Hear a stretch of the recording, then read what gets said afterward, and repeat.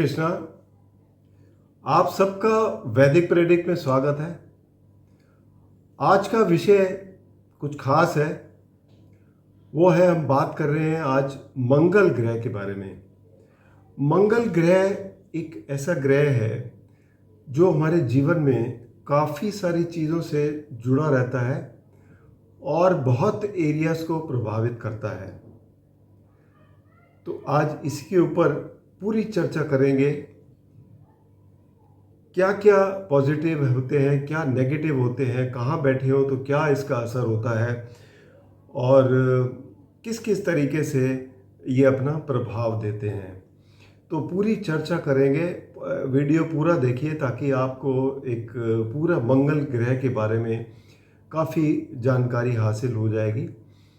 और इससे पहले कि मैं पूरा विवरण शुरू करूं, आपसे रिक्वेस्ट करता हूं कि खासकर जिन लोगों ने नए ज्वाइन किया है, उन्होंने अगर सब्सक्राइब नहीं किया तो कृपया सब्सक्राइब करके बेल आइकन ज़रूर दबा दें ताकि आने वाली वीडियो की नोटिफिकेशन मिल जाए।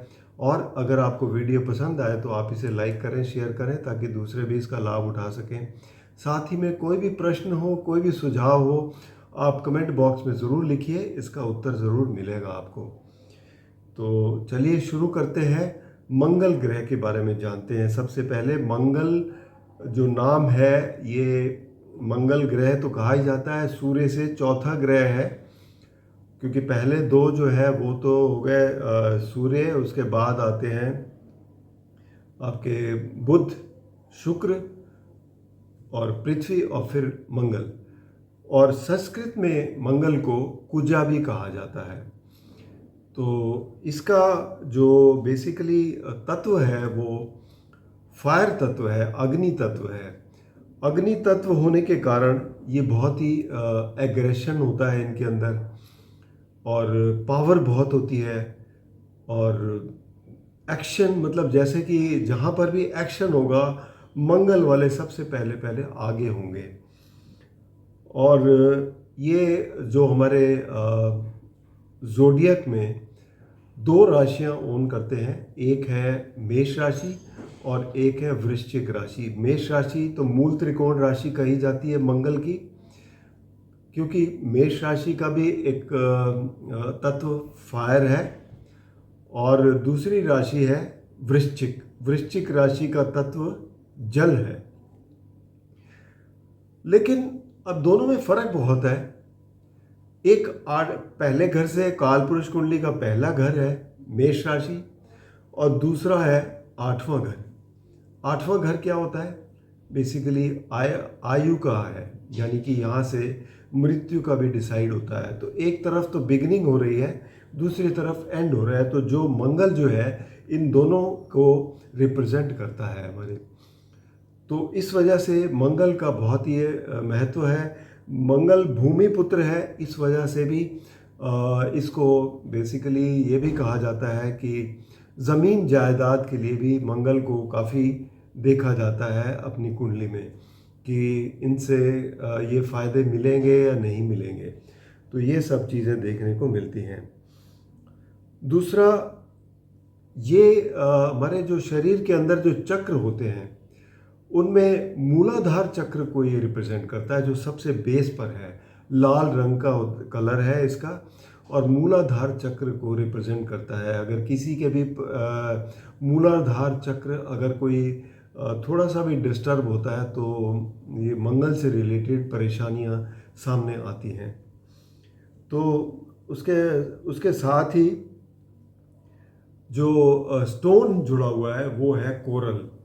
और कोरल स्टोन एक ऐसा है, क्योंकि इसके साथ कहानी भी ऐसी जुड़ी हुई है कि जब मंगल पैदा हुए, मतलब ये कि भगवान विष्णु के अवतार वराह और पृथ्वी पर एहसान किया कुछ भगवान विष्णु ने, और बूंद मांगा था जिससे पृथ्वी को ये कोरल के रूप में दिया गया था। और लाल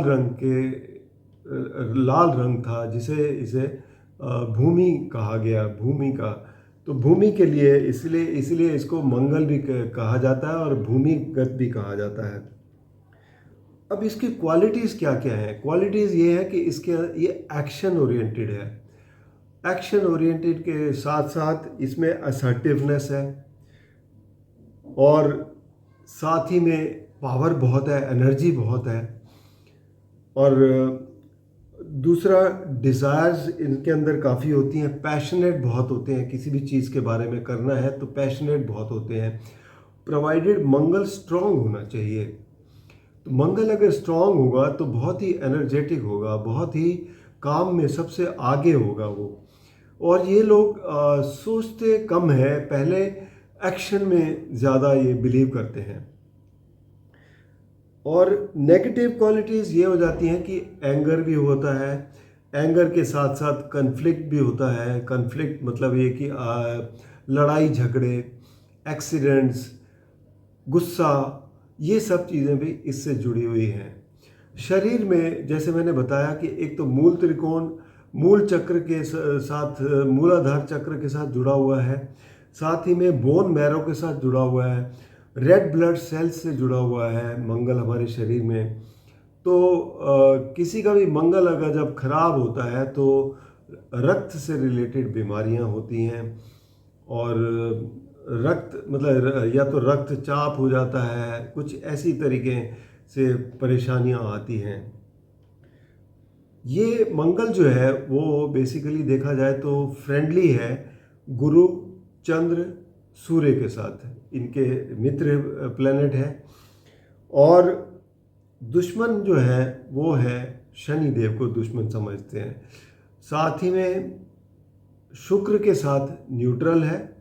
वैसे मरकरी भी बहुत ज़्यादा वो तो नहीं है, न्यूट्रल ही है, लेकिन कहीं ना कहीं आपस में मरकरी के साथ नहीं बनती है, तो दुश्मन ही कह सकते हैं मरकरी के साथ भी। ये इनकी जो स्पीड है मंगल की स्पीड है इस तरीके की कि तकरीबन 0.25 डिग्री दिन में चलते हैं, यानी कि 31 डिग्री की राशि जो है ये 45 दिन में कवर करते हैं। तो 45 दिन अगर देखा जाए तो 1.5 साल में इनका जो ज़ोडिएक का पूरा चक्कर हो जाना चाहिए, ठीक है ना।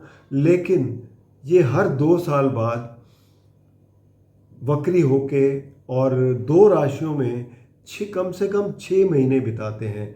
जैसे इस साल अगर आप देखो तो 9 अक्टूबर को ये वक्री हुए थे कर्क राशि में, उसके बाद ये मिथुन राशि में गए, फिर ये स्लो भी हो जाते हैं बहुत, जो कि बहुत ही प्रभावित करते हैं। इनके जो कारकत्व है, इनके जो काम करने की क्षमता है, उसमें फ़र्क आता है बहुत, क्योंकि बहुत स्लो भी हो जाते हैं, वक्री हो जाते हैं। वक्री का मतलब ये होता है कि जब ये पृथ्वी के नज़दीक आ जाते हैं तो पृथ्वी से इनका एंगल कुछ ऐसा इल्यूशन दिखाई देता है कि जैसे वक्री चल रहे हैं। वैसे कोई भी ग्रह वक्री होता नहीं है ओरिजिनली, लेकिन हम ज्योतिष में उसको ये मानते हैं, क्योंकि हम जो यहाँ से पृथ्वी से ऑब्जर्व करते हैं उसी को मानते हैं कि ये चीज़ ऐसी है, प्रत्यक्ष जो दिखाई देती है वो वैसी है।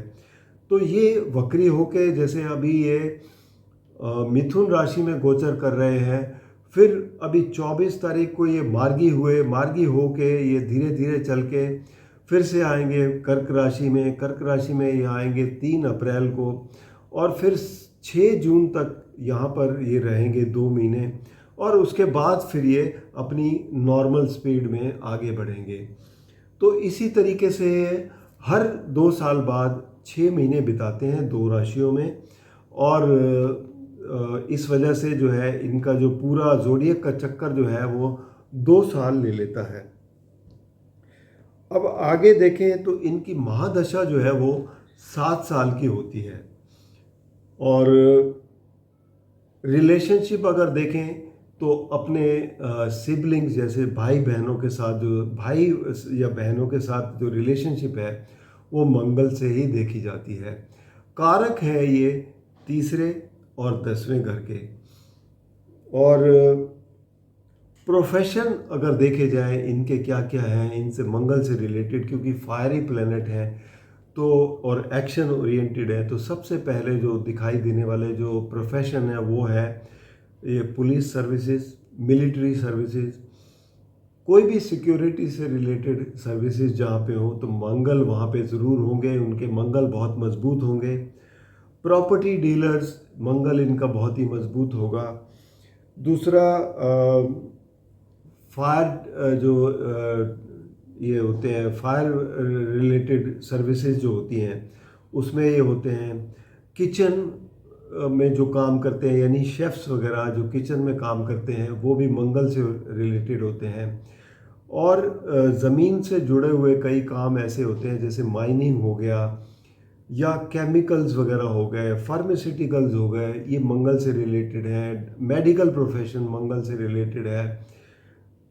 और इसके अलावा आ जाएंगे आपके स्पोर्ट्स वगैरह, लॉ लॉ में जो देखते हैं, जो जैसे केस वगैरह फाइट करते हैं, मंगल ज़्यादा प्रभावित होता है इनका। ऑटोमोबाइल इंडस्ट्री, मैकेनिक, ये सब मंगल से ही रिलेटेड है, ये सारे प्रोफेशन इनके। तो ये सब चीज़ें हैं। या इन जैसे कोरल वगैरह और इन सब चीज़ों में जो डील करते हैं, तो वो भी मंगल से ही प्रभावित होते हैं। तो ये ज़्यादातर कह सकते हैं कि इनके प्रोफेशन है। और दूसरा, डेटी जो है इनके, जो ये कह सकते हैं, जो इनके जो जिनकी पूजा करनी चाहिए इनके लिए, वो है कार्तिकेय भगवान, और साथ ही में हनुमान जी को भी पूजा जाता है इनके लिए। तो ये दो डेटीज़ हैं।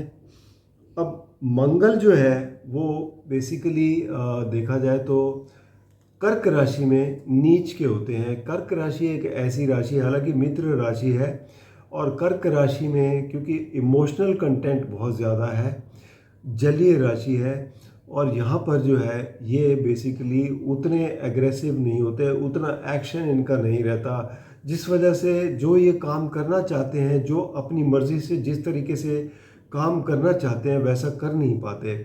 इस वजह से ये जो है इनको क्रोध आता है। यहाँ पर ये जो है इनकी पोजीशन इसलिए डेबिलिटेटेड कही जाती है, यानी कि नीच की कही जाती है। तो यहाँ पर स्वास्थ्य से भी संबंधित परेशानियाँ देती हैं, काम काज में भी इनका परेशानी आती है। अगर मंगल का नीच भंग हो तब तो ठीक है, अदरवाइज परेशानियाँ ज़्यादा होती हैं। और मंगल अगर कर्क राशि में हो, उनके देख लीजिएगा ज़्यादातर वो कर्जे में डूबे हुए मिलेंगे लोग आपको, ये आप ज़रूर देखिएगा।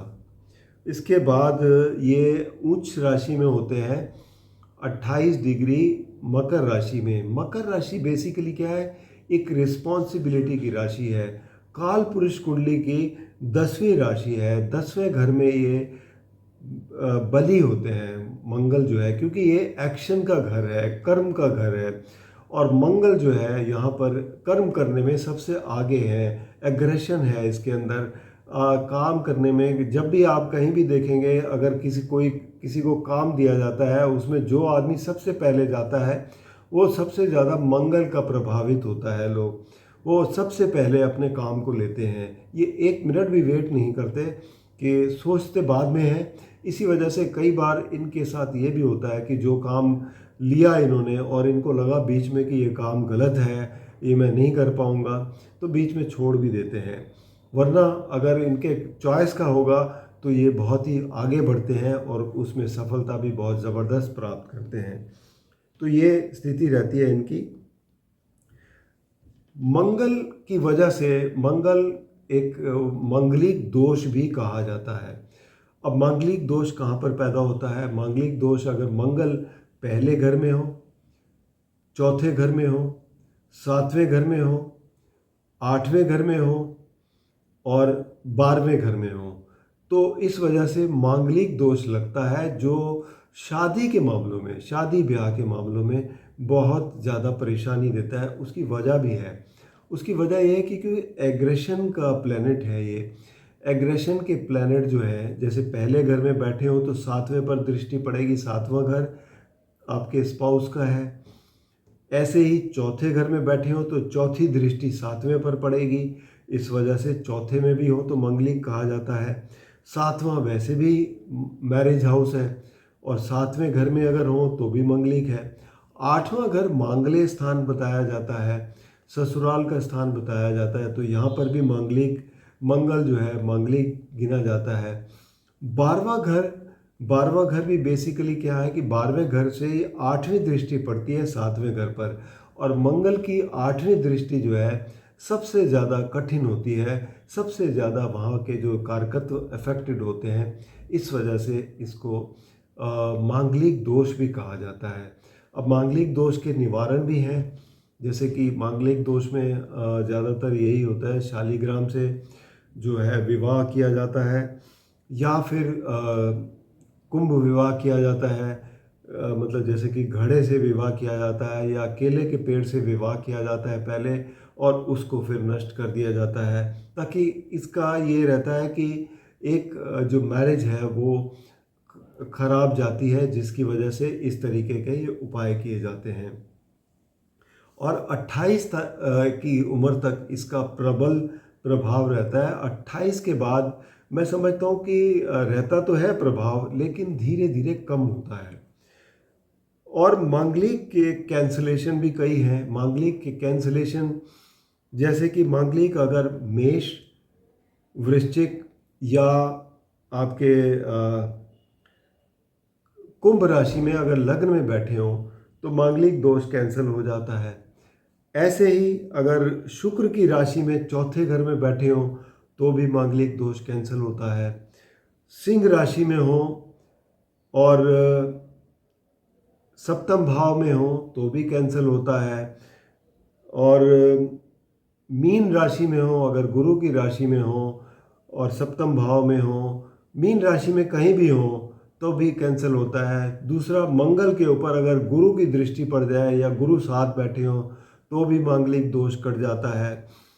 या फिर एक चीज़ और है, मंगल और शनि का अगर परिवर्तन योग हो जाए तो भी मांगलिक दोष कट जाता है। या इसी तरीके से स्पाउस के कुंडली में देखते हैं, जहाँ पर मंगल बैठे हैं वहाँ पर या तो वो भी मांगलिक हो या फिर शनि बैठे हों उनके यहाँ, तो जो आपस में ये दोष कैंसिल कर देते हैं। तो इस तरीके से कुछ कैंसलेशन हैं जो देखने को मिलती हैं। दूसरे घर में मंगल और चंद्र हों तो भी मांगलिक दोष कैंसिल हो जाता है। तो ये स्थितियाँ जो मांगलिक दोष को कैंसिल करती हैं। तो इसके अलावा अब और चीज़ें जो देखने वाली हैं मंगल ग्रह की, वो है कि इनकी युतियाँ कैसी होती हैं। जैसे कि मंगल अगर चंद्र के साथ हो तो चंद्र मंगल एक बहुत ही शानदार योग बनाते हैं, जो कि आपको काफ़ी धन दौलत वगैरह देते हैं, प्रॉपर्टी से बहुत बड़े लाभ देते हैं। मांगलिक दोष भी मांगलिक दोष भी कैंसिल होता है, साथ ही में इनका नीच भंग भी हो जाता है। तो ये एक बहुत ही अच्छा इनकी युति रहती है। दूसरा, अगर ये सूर्य के साथ हो तो सूर्य भी अग्नि तत्व के हैं, तो उसके अंदर जो है क्या होता है कि आपको मान प्रतिष्ठा तो बहुत मिलती है, लेकिन आपके अंदर एग्रेशन बहुत ज़्यादा होता है, क्रोध भी बहुत ज़्यादा होता है, इसलिए और ईगोइस्टिक भी बहुत ज़्यादा होते हैं। तो इसलिए आपको जो है ख़ास मंगल के उपाय करने चाहिए, जिससे आपका जो है जो अग्नि तत्व है उतना ना प्रबल हो कि जिससे दूसरों को नुकसान पहुँचे। तो ये सब चीज़ें देखने वाली होती हैं। अगर मंगल शुक्र के साथ बैठे हैं तो ये बहुत ही अच्छा योग है। तो देखा जाए तो इसमें बेसिकली ये कहा जा सकता है कि एक जो प्रवृत्ति रहती है वो ये कि मेल और फीमेल की वो एक बहुत ही अच्छी वो रहती है इसमें, मंगल और शुक्र जब साथ होते हैं। लेकिन क्या होता है कि डिपेंड करता है कहाँ पर किस घर में बैठे हैं। जैसे 8वें घर में बैठे हैं अगर, तो 8वें घर में कुछ ओवर ज़्यादा हो जाती हैं ये चीज़ें, तो इस वजह से ये देखने की ज़रूरत है। दूसरा, अगर डिग्रीज बहुत क्लोज हों तो भी बहुत ज़्यादा ओवर हो जाती हैं ये चीज़ें, जिससे जो थोड़ा नुकसान करती हैं, क्योंकि हर एक चीज़ में एक लिमिट तो रहती ही है। इसके अलावा अगर देखा जाए तो मंगल की युति अगर बुध के साथ हो तो बुध क्या है, बुध इंटेलिजेंस का कारक है और मंगल जो है वो लॉजिक का कारक है। तो आपके पास एनर्जी भी है, आपके पास बुद्धि भी है, तो आप काफ़ी अच्छे काम कर जाते हैं दोनों। हालांकि मित्र ना होते भी उसके बाद भी आप बहुत अच्छी तरीके से काम कर लेते हैं, बड़ी सूझबूझ से आप काम करते हैं। इसके अलावा अगर जुपिटर के साथ हो तो जुपिटर हालांकि देखा जाए तो एक किस्म से गुरु है और बड़ी सोच समझ के कोई भी कदम उठाते हैं, लेकिन मंगल है एग्रेसिव। तो जिस वजह से मंगल के गुरु के प्रभाव में मंगल जो है एक पॉजिटिव डायरेक्शन लेते हैं, जिस वजह से इनका जो है जो काम करने का तरीका है वो काफ़ी अच्छा हो जाता है। तो ये एक युति भी काफ़ी अच्छी गिनी जाती है। मंगल और अगर शनि की युति हो, मंगल और शनि की युति अगर देखो 10वें घर में हो तो कार्य क्षेत्र में आपके लिए काफ़ी वो एग्रेसिव होते हैं आप, और अच्छी तरीके से आप काम करते हैं, एनर्जी बहुत होती है। ऐसे ही 11वें घर में हो तो 11वें घर में क्रूर ग्रह बहुत बहुत ज़बरदस्त लाभ देते हैं। तीसरे घर में हो तो तीसरे घर में आप पराक्रम बहुत अच्छा दिखाते हैं, लेकिन एक बात है, तीसरे घर में मंगल और शनि की युति भाई बहनों के साथ संबंधों में प्रॉब्लम देती है, इसका ज़रूर ध्यान रखने की ज़रूरत होती है। छठे घर में अगर हो तो छठे घर में ये जो क्रूर ग्रह आप दुश्मनों पर भारी पड़ते हैं, जिस वजह से आपको हर जगह विजय तो मिलती है, लेकिन कई बार कुछ एक्सीडेंट्स वगैरह और इन सब चीज़ों का ज़रूर खतरा रहता है। बाकी जितने भी घर हैं वहाँ पर मंगल और शनि की युति उतनी अच्छी नहीं कही जाती। जैसे कि लग्न में अगर मंगल शनि बैठे हों तो आपको हमेशा कोई ना कोई सिर दर्द लगा रहेगा, परेशानी लगी रहेगी, और चोट वगैरह भी लगने के चांसेस रहते हैं। और इसी तरीके से जितने भी बाकी चौथे घर में हो मंगल शनि तो आपका घर की सुख शांति खराब होती है, माता के लिए परेशानियां बढ़ती हैं। पांचवें घर में हो तो आपका मानसिक वो जो है संतुलन खराब हो जाता है, बच्चों से प्रॉब्लम होती है और आप झगड़ालू से हो जाते हैं। तो ये सब दर्शाता है। सातवें घर में हो तो आपका जो मैरिड लाइफ ख़राब होती है। इसी तरीके से आठवें घर में भी जो है आपका ससुराल पक्ष से काफ़ी परेशानियों का सामना झेलना पड़ता है। नवम भाव जो है वो धर्म का भाव है, तो धर्म में जो रुचि रखने वाले हैं वो थोड़ा सा कन्फ्लिक्ट में रहते हैं कि ये काम किए जाए या ना किए जाए, पिता को हानि पहुंचती है, तो ये सब चीज़ें देखने वाली होती हैं। 12वें घर में हो तो 12वें घर भी बेसिकली देखा जाए तो यहाँ से भी आपको परेशानियों का ही सामना फेस करना पड़ता है। नींद का ना आना, हमेशा दिमाग में सबकॉन्शियस माइंड में कुछ ना कुछ चलते रहना, तो ये सब परेशानियाँ देता है मंगल शनि की युति। अब बात करेंगे मंगल और राहु की युति, तो मंगल और राहु की युति अंकारक योग बनाती है जो क्रोध बहुत देती है। इससे थोड़ा बहुत बचने की ज़रूरत रहती है। हालांकि आप काफ़ी एग्रेसिव रहते हैं क्योंकि वायु तत्व के हैं राहु भी, और काफ़ी फ़ायदे भी, क्योंकि राहु जो है इल्यूसिव है, वो मंगल को एग्रेशन में लाके और उससे फ़ायदे उठा लेते हैं। तो जिससे फ़ायदे तो आपको बहुत होते हैं, लेकिन कई बार आप परेशानी में भी पड़ जाते हैं। कई बार ऐसे काम कर जाते हैं जो कि आपको नहीं करने जाते, जिसका आपको बाद में रिग्रेट होता है। तो ये सब चीज़ें देखने वाली होती हैं। इनका भी युति जो है खासकर तीसरे, छठे, 10वें और 11वें घर में तो फिर भी थोड़ा बहुत ठीक रहती है, लेकिन बाकी जो सब जगह आपको परेशानियां ही देते हैं ये।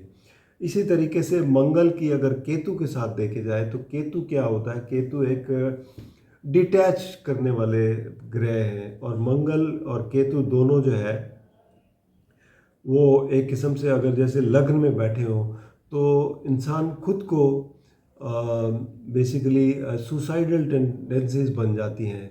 इसी तरीके से सातवें घर में हो तो पत्नी के साथ या स्पाउस के साथ कुछ ऐसी घटना हो सकती है, तो ये इस तरीके के परिणाम देते हैं।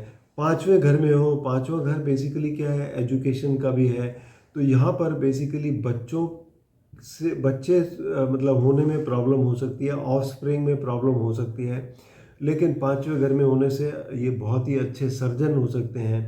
मंगल केतु की युति अगर 10वें घर में है तो भी आप बहुत अच्छे एक सर्जन हो सकते हैं, मेडिकल फील्ड में हो सकते हैं। छठे घर में हो तो भी बहुत अच्छे आप मेडिकल फील्ड में सर्जन हो सकते हैं। तो ये सब देखने को मिलता है। तो इस तरीके की ये युतियाँ, बाकी सब जगह मंगल और केतु की युति जो है वो आपको परेशान ही करती है। तो ये सब युति जो जितनी भी है मैंने बताई हैं, इनसे कई पॉजिटिविटी भी आती है, लेकिन कई जगह बहुत नेगेटिविटी आती है।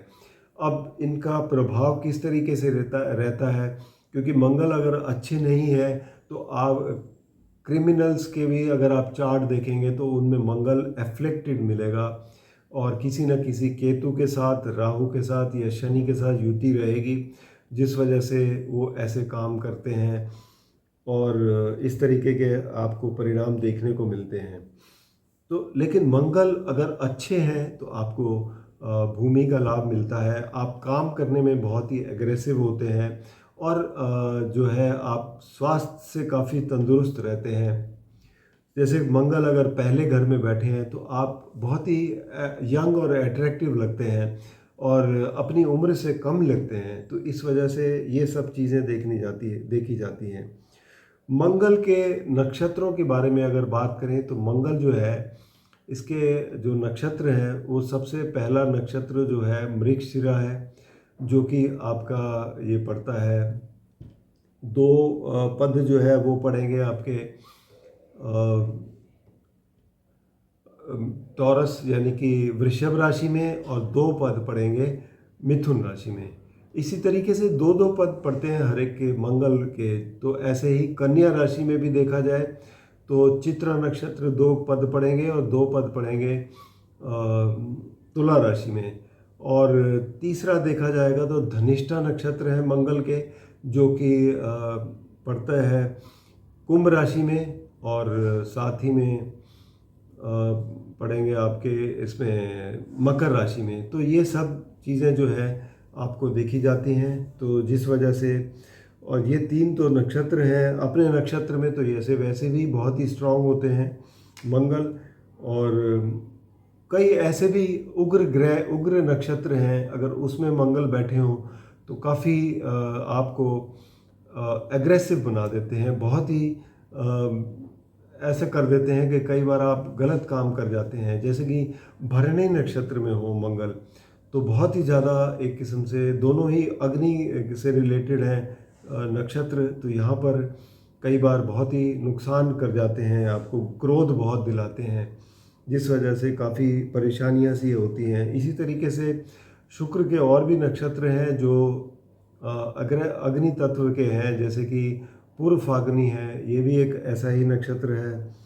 या फिर जो भी सूर्य के नक्षत्र हैं, कृत्तिका है, उत्तर फागनी है, और उत्तर आषाढ़ है, इस तरीके के नक्षत्र में भी ये काफ़ी एग्रेसिव ज़्यादा कर देते हैं।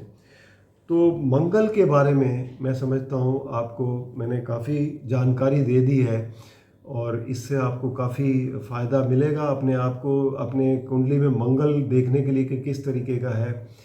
तो और बाकी व्यक्तिगत रूप में अगर आपको कोई भी समस्या हो या कोई भी प्रश्न पूछना हो तो आप नीचे दिए गए नंबर पर संपर्क कर सकते हैं या वैदिकप्रैडिक्ट.com पर लॉगिन कर सकते हैं। धन्यवाद।